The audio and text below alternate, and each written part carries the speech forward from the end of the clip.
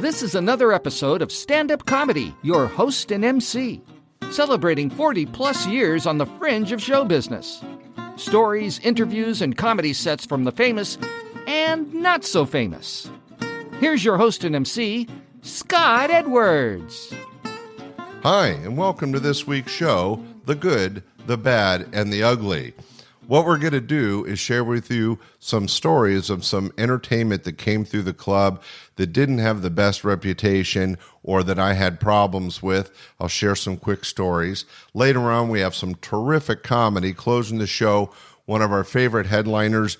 And then in just a few minutes, you've heard him before on the show in an interview, but here's a terrific set by the very funny comic Steve Bruner, and this was taped in 2001. So I know you enjoy those two good comedy sets, but let's talk a little bit about the bad and the ugly. So Laughs Unlimited was a working comedy club starting in 1980, and I sold it in 2001. In fact, it's still going today. We just celebrated its 40th anniversary. But one of the interesting things about working in entertainment and any sort of business like this, you run into situations that you just really can't plan for. Here's an example. In the early 80s, I had an open mic comic that was appearing regularly from right here in Sacramento in my open mic nights. And just as I thought he'd gotten good to actually be booked as an opening act, there was an incident. And he was shot and killed while just after attempting to rape somebody. Kind of a scary situation. What made it more weird was that after his shooting, a TV reporter, Christine Kraft, do you remember that name? She's kind of infamous in her own right. She was actually let go from TV for being too old and too ugly, ended up suing the TV station, and it went back and forth and all the way up to the Supreme Court, which, by the way, she eventually lost the case. But Christine Kraft approached me with a whole television crew before a show one evening and wanted to interview me about Maurice Irby, this gentleman that had been shot to death by the police after attempting to rape a woman. I said, sure, she can interview me, but I wasn't really prepared. I was very young. This was early in my career. I ended up doing a lot of TV work and got better at it, but this was early on. Christine Kraft ambushed me that day when she turned on the cameras and said, so, when you booked this comic, did you know he was a rapist? Did he do rape material on stage? And what do you have to say for yourself for allowing a rapist to appear on your stage? Well, I was just so not prepared for that. I was shocked by the nature of the questions. Of course we didn't know he was a rapist. Of course we didn't know he had criminal tendencies. He had only been an open micer, hadn't actually worked the club yet as a professional comic. And it was just strange that on camera she was attacking me in this way. At the time, I felt I handled it all right. I kind of didn't go address her questions directly and just explained that he was an open mic comic and it appeared. But of course, he never gave any indication that he had criminal tendencies. But that was a very awkward moment. Then later on, speaking of other bad acts, I booked a very famous comic, Jimmy Walker. I'm sure you know that name. He was Mr. Dynamite. And Jimmy Walker was booked for actually a pretty high price to come in as a TV celebrity and do some comedy. What was interesting about working with Mr. Walker was that he seemed okay, a little bit of a prima donna. He was already a star. He had had his TV show on for several years.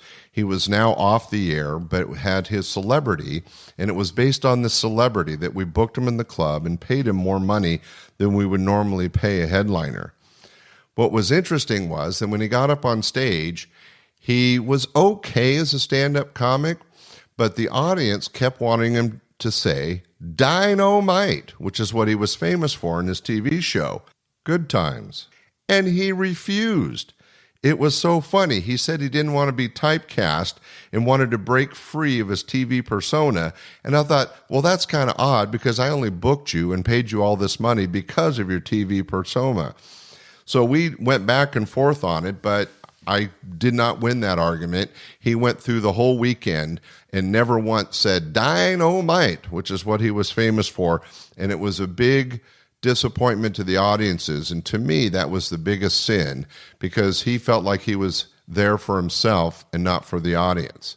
In that same strain of thinking, another bad situation that I've alluded to in a couple earlier podcasts, I had two comics that I actually fired from Laughs Unlimited midweek. Now, it only happened twice in the entire 20-plus year history of bringing entertainers to 3 different clubs. So do the math. We're talking hundreds of entertainers. And the only 2 I fired was Bill Kirchenbauer, very talented comic out of L.A., but when he came up to the club, he was getting paid top dollar as a good headliner, and about halfway through a set, he was so bad, he was getting booed by the audience. He ended up walking off stage. And I confronted him about it, gave him one more opportunity, and the next night he went out and again was attempting to entertain the audience, but he just sucked. And they booed him off the stage after about 15, 20 minutes, and I had no choice but to fire him because... And I didn't complete his contract. I just paid him for the nights he worked. It was an unusual situation. And again, in all my years of booking clubs, it was one of the few times that happened. The other time, and you'll recognize this name, political satirist Bill Maher. He's had his own show. He's been featured on hundreds of political view shows. And Bill Maher was a famous political comic back in those days. And I booked him in, much like Will Durst. I thought it would be something different for the club. But Will Durst was always entertaining and worked with the audience. And even though he was smart and was able to talk about current events, he made it relatable. And I think that's the key. Bill Maher was not relatable at all. In fact, he was throwing out names from Washington and stuff people in Sacramento didn't know about, didn't care about. And if you don't know the politicians he was making comments on, well, then the jokes he was making weren't funny. At least they weren't going over with the Sacramento audience. And what irked me about Bill Maher was just like Jimmy Walker, where he thought the audience was there for him. The reality is he's there to entertain the audience. They paid to be entertained, and he's getting paid to entertain, not to share his opinion. And in the case of Bill Maher, he was really not funny. He was not relating to the audience, and the audience let him know and booed him. Now, he had still does, have a huge ego, and this bothered him, and he actually stopped halfway through a show, told the audience they were idiots and living in a cow town and had no idea what was going on in the real world, and walked off stage. I was flabbergasted in the circumstance and fired him on the spot. And as I said, he was only one of 2 acts in the 21-plus year history I was booking talent that I fired somebody and sent him home midweek. And again, I only paid him for the night he appeared. So that was the bad and the ugly. And one more final story that to kind of emphasize the bad and the ugly when it came to booking Laughs Unlimited. We had a very talented headliner who actually was nice as possible off stage, very clean comic on stage. His name was Vince Champ, and he was out of Los Angeles, California, was a regular headliner at clubs all over the country, and very popular on the college circuit. He worked for me in 87, 89, and 90, and was working all my clubs regularly. Again, easygoing guy, great with the audiences, and clean. What's interesting is that in 1992, he won Star Search. That's right, he won it and got the $100,000 cash prize for being the winner of Star Search, and that was in 1992. So we didn't see him much after that because he was at a different level, more expensive and much more busy. Here's the twist and why it makes it the bad and the ugly. In 1997, he was arrested as a serial rapist. And it turns out while working the college circuit in 1997 and 1998, he had raped several women at colleges all across the country. And eventually they were able to tie his booking tour to these college towns where these rapes happened, and he was prosecuted and is now serving life in prison. So here's a guy that was a good guy off stage, great comic on stage back in 87 and 89. Something happened. We don't understand it. We were dumbfounded when we heard the news. Went from winning Star Search in 1992 to getting life in prison for rape by 1998. Just the strangest things happen when you're dealing with people in business and in entertainment. Now, that was the bad and the ugly. Let's get to the good. This next gentleman, very funny comic and close personal friend, Steve Bruner. This guy has been working for me for many, many years and still does. We just worked a fundraiser recently. He is a great entertainer and one of the cleanest, funniest comics out there. In fact, you can still hear him on the Dry Bar Comedy Network. He does a lot of corporate work, cruises, and work colleges all over the country.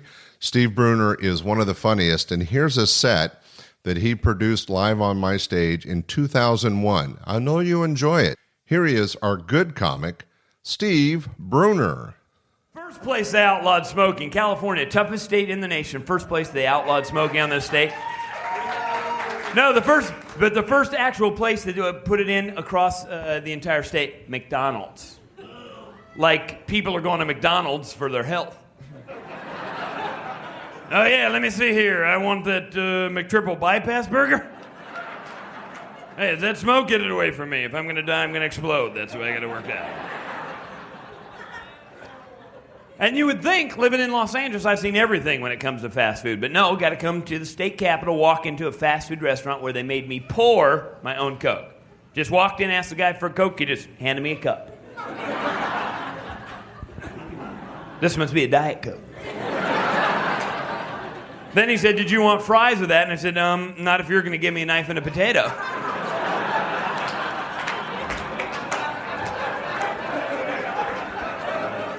I stood there feeling kind of stupid being from out of town. Sir, you pour it over there. Oh, I pour. Could have saved $1.25, brought my own cup. Next time we'll bring a thermos. Won't even have to chat with you. Thanks for pointing that out. Because their big slogan to get me into this place, we do it your way. I remember pouring it, thinking, I'm kind of doing it the way you're supposed to. What's next? I'll be frying a burger at home. You'll just send me a bill. In fact, left on our own, we will buy some silly foods. I bought a box of croutons not too long ago, got them home, found out all the croutons are kept in a Stay Fresh pouch. Well, croutons are stale bread.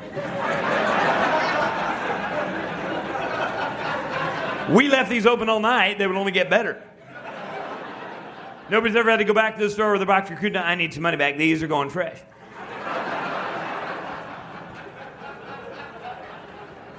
Seen some weird foods in my day, too. I was in Albuquerque, New Mexico, walked into a 7-Eleven. Right there, they were selling pickled pig's feet in a clear jar.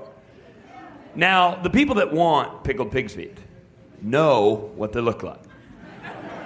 The people that don't want them shouldn't have to see them. In fact, the people that don't want them shouldn't even have to see the people that do want them. These wouldn't have bothered me had they hid them way in the back, but no, they put them right next to the cash register. Like pickled pig's feet or some sort of impulse buy. Like one of us is going to be in the 7-Eleven reaching for their pack of gums and say, hey... I need a swine extremity. That's a dang tough choice, bubble yum or a hoof. I have to admit, right? I see why you're keeping up front. A lot of people must be stealing those. Got to keep your eye on that. I think they put them up front to make the Slim Jims look nutritious.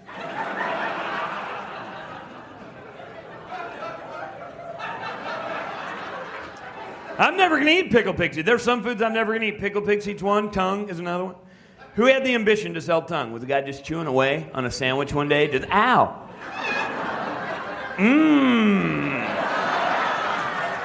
You know, a little mustard, that'd be good eating, right?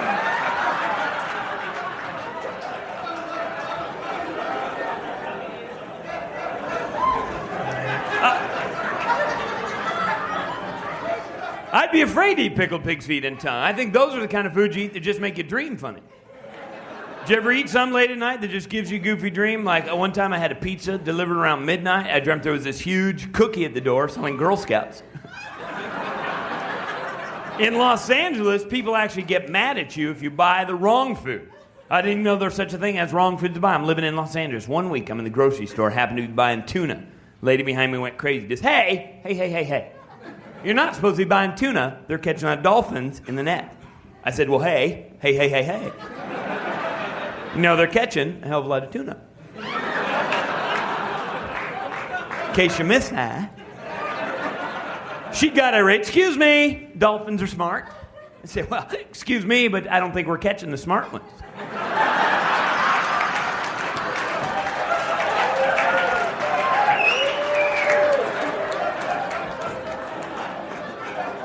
And don't get me wrong, I'm not anti-dolphin, I'm just pro-tuna. That didn't satisfy her at all. She reached over, picked up my tuna can, started waving it around. Suddenly I realized in an angry fanatic's hands this could be a lethal weapon, right? Nobody wants to get beat to death with their entree. I'm in that group. I tried to go, whoa, hey, maybe we're just catching very dumb, very depressed dolphins. Maybe even the schizophrenic dolphins are just going to think they're tuna.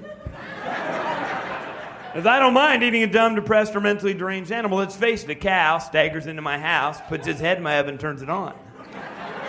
Hell, he's a pot roast. What I didn't like about this woman, I thought she was being a hypocrite. I hate hypocrisy. Hate being in a restaurant and having somebody say, oh, don't ask for the veal. In order to get that, they had to kill those poor little baby calves. Like the chicken on their plate jumped in front of a bus. Fun to play a good comedy club again, too, because I haven't played a club in a long time, because usually I'm playing a corporate show or opening up for somebody, and they always put you in a hotel. This place puts you in a house. Really nice, because every hotel you ever walk into asks you the same question right up front. How are you going to pay? Give you the 4 options: cash, check charge, or other. That's when I try to other. Yeah, I'd like some other guy to pay for this. Would that be all right? Every hotel I've ever been to always has a slogan, something to the effect of just like home, which I don't believe for a minute. I've never been in anybody's house where they bolt the TV to the dresser. I stayed in one hotel where they bolted the remote control down, and it wasn't facing the TV. My only entertainment all week long was pissing off the guy in the next room. Just 5 minutes. Ooh, bet you want to see the end of that, didn't you? 3 o'clock in the morning, CNN, really, really loud, just for you. There you go.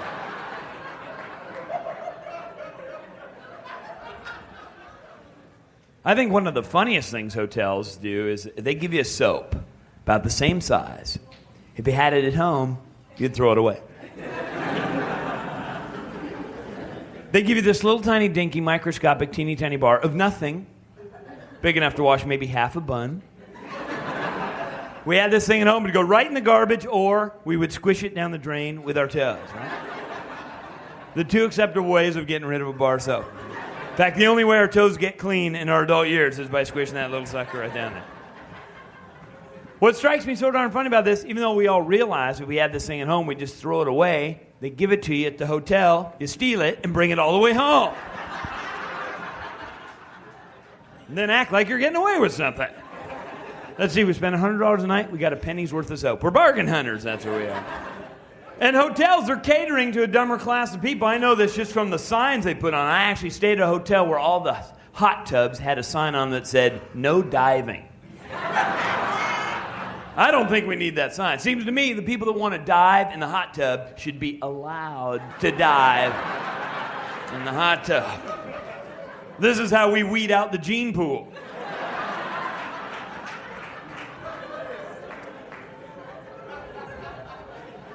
I think last time I was in Sacramento, I stayed at a great hotel, one of the best hotels I've ever been to. Only problem I had with the hotel, they had the world's largest mirror right across from the shower as I was getting out. Yeah, there's nothing I have that needs that much reflection. If I had anything that needed that much mirror, I wouldn't want a mirror, I'd want a window. Played some great gigs in my day, too. I just got back from doing a cruise ship, a lot of fun. Anybody ever been on a cruise? Yeah, right up front? Cool. I've had some fun experience on a cruise ship. Those of you that have gone have to back me up for the people that haven't gone. It's first day of the cruise ship, they scare the hell out of you. They get everybody on the ship, and then they have a fire drill, lifeboat drill. It's, welcome aboard, prepare to die. Right? They don't stop scaring you there. Dress you up in those fancy life jackets. Right. What color are those? Orange. Bright orange. Same color as a fishing lure.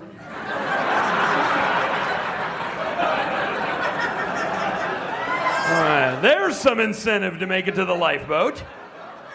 You're not on the little boat. The big boat goes down. That means you're dressed as bait. You're nothing but a bobber. They give you that little shark-cartooned whistle. Whee! Whee! Here, sharky, sharky, sharky, sharky. I'm over here. Eat me first.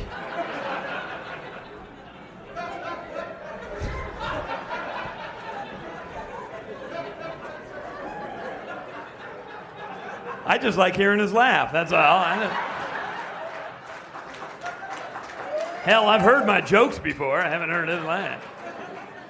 I've been to some fun places on cruises, too. Let's see. I went to Alaska this year, which is great. You ever get to go to Alaska? Some of the most beautiful scenery you will ever see in your entire life. The women, not that attractive. You know that guy on the back of Alaska Airlines? That's Miss Alaska. Where else I've been? Been to the Caribbean. If you ever go to the Caribbean, fabulous place to go. Let me warn you, French islands in the Caribbean, the beaches are topless. I did not know that. I mean, I knew once I got there, you know. I'm not an idiot. Part of me knew right away. I went there as a comic, I left as a compass, really is how that works out. Who needs to know where north is? Anybody need me to point out north? You need to know the time? I'll lie down. Not a problem. Compass sundial today and today only, right here. Who's up for a game of ring toss? Oh, I am. Let's play. Let's play horseshoes. I'm a hell of a man. Come on. Limbo, anybody? Limbo.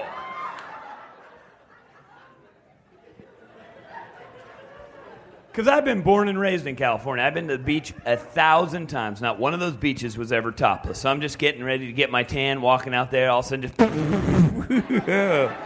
Love to see her in a bra. That's for sure. Wow. Holy Toledo. Because there's something about a topless beach, you just got to know. It's sort of like karaoke. Anybody can do it. Some people shouldn't.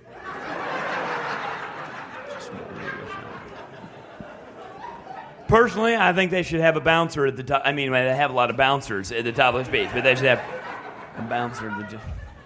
Then I started thinking, then there's a nude beach, and that would have guys, and naked guys, and big naked guys. I don't mean big naked guys, I mean big naked guys. And I have a rule of thumb. If you can't see your own pee-pee, nobody else wants to.